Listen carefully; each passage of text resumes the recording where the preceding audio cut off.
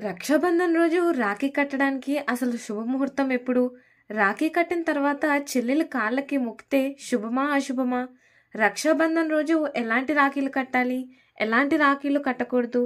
రాఖీ కట్టిన తర్వాత ఇవ్వకూడని గిఫ్ట్లేంటివి? ఈ అన్ని క్వశ్చన్స్కి డీటెయిల్ ఆన్సర్స్ ఈ వీడియోలో తెలుసుకుందాం. నమస్కారం, హిందూ మార్గం ఛానల్కు స్వాగతం. మొదటిది, రక్షాబంధన్ రోజు రాఖీ కట్టడానికి శుభముహూర్తం. రాఖీ పండుగ తేదీ శనివారం ఆగస్టు 9, 2025. పౌర్ణమి తిథి ప్రారంభం ఆగస్టు 8, 2025 రాత్రి 10:41 నుంచి. పౌర్ణమి తిథి ముగింపు ఆగస్టు 9, 2025 రాత్రి 7:29 వరకు. రాఖీ కట్టడానికి ఉత్తమ సమయం ఉదయం 10:44 నుండి సాయంత్రం 7:29 వరకు, అంటే పౌర్ణమి తిథి ముగిసేంత వరకు. భద్రకాలంలో రాఖీ కట్టడం నిషేధం, కానీ ఈ సంవత్సరం భద్రకాలం ఆగస్టు 9 రోజు లేదు, అందువల్ల ఇది మంచి రోజే. రాఖీ కట్టేటప్పుడు పాటించవలసిన నియమాలు: సోదరుడు ఉత్తర దిశ ముఖంగా కూర్చోవాలి. చెల్లెలు ముందుగా దీపారాధన చేసి అక్షింతలు వేసి రాఖీ కట్టాలి.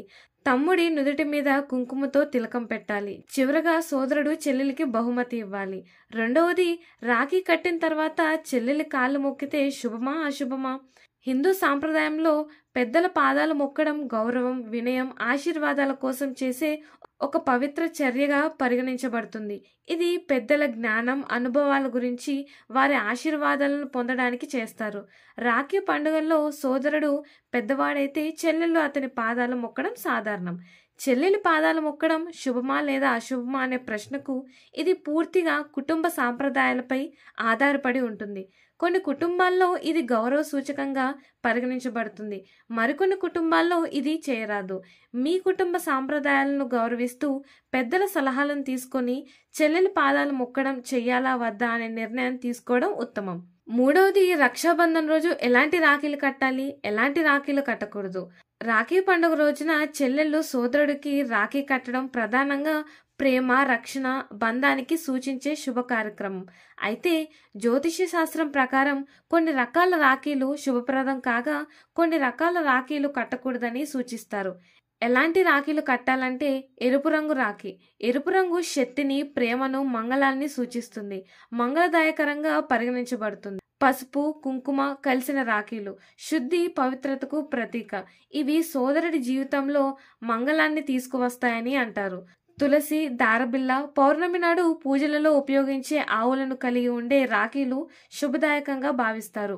ఓం శ్రీరామ్, శ్రీకృష్ణ వంటి దేవతల మంత్రాలు లేదా దేవతల చిత్రాలు ఉన్న రాఖీలు శక్తి, రక్షణను సూచిస్తాయి. బంగారం, వెండి, మెటల్తో కూడిన రాఖీలు.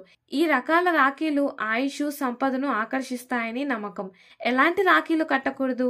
నలుపు రంగు రాఖీలు. నలుపు రంగు శోకాన్ని, నెగిటివ్ ఎనర్జీని సూచిస్తాయి. నలుపు రంగు రాఖీలు కట్టడం మంచిది కాదు. ఖడ్గాలు, పులి రూపాలు ఉన్నవి, యుద్ధ చిహ్నాలు, హింసతో సంబంధం ఉన్న రూపాలు ఉన్న రాఖీలు సోదరుడికి నెగటివ్ ఫలితాలు వస్తాయని నమ్మకం. రాఖీ కట్టేటప్పుడు పాటించాల్సిన కొన్ని నియమాలు: రాఖీ కట్టే ముందు చెల్లెలు దీపారాధన చేసి అక్షింతలు వేసి కట్టాలి. సోదరుడు ఉత్తర దిశ ముఖంగా కూర్చునేలా చూడాలి. సోదరుడు రాఖీ కట్టిన తర్వాత చెల్లెలికి బహుమతులు ఇవ్వాలి. రాఖీ కట్టిన తర్వాత కనీసం ఒకరోజైనా దాన్ని తీయకూడదు. నాలుగవది, రాఖీ కట్టిన తర్వాత ఇవ్వకూడని గిఫ్ట్లు. రాఖీ పండుగ సందర్భంగా చెల్లెళ్ళు సోదరుడికి రాఖీ కట్టిన తర్వాత అతడు ఆమెకు గిఫ్ట్ ఇవ్వడం ఒక సాంప్రదాయం ఉంది. ఇది ప్రేమ, కృతజ్ఞత, రక్షణ, హామీకి సంకేతం. అయితే జ్యోతిష శాస్త్రం, వాస్తు, సాంప్రదాయాల ప్రకారం కొన్ని గిఫ్ట్లను ఇవ్వకూడదని నమ్మకాలున్నాయి. రాఖీ సందర్భంగా ఇవ్వకూడని గిఫ్ట్లు: నలుపు రంగు వస్తువులు, బట్టలు. నలుపు రంగు అనేది అశుభాన్ని సూచించే రంగుగా పరిగణించబడుతుంది.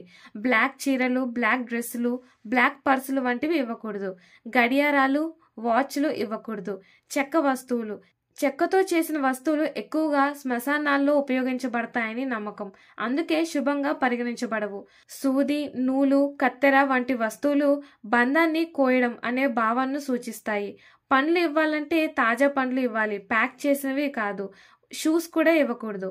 రాఖీ పండుగ రోజు ఇవ్వవలసిన గిఫ్ట్లు: బంగారం, వెండి ఆభరణాలు, పుస్తకాలు, ధర్మ సంబంధిత గ్రంథాలు, లక్ష్మీదేవి చిత్రాలు లేదా పూజా వస్తువులు, డ్రై ఫ్రూట్స్ హ్యాంపర్, ఎరుపు లేదా పసుపు రంగు పర్సులు, ఆహార పదార్థాలతో గిఫ్ట్ హ్యాంపర్లు, అందరికీ రక్షాబంధన్ శుభాకాంక్షలు. ఇలాంటి మరిన్ని ఇన్ఫర్మేటివ్ వీడియోస్ కోసం మా ఛానల్ని సబ్స్క్రైబ్ చేయండి.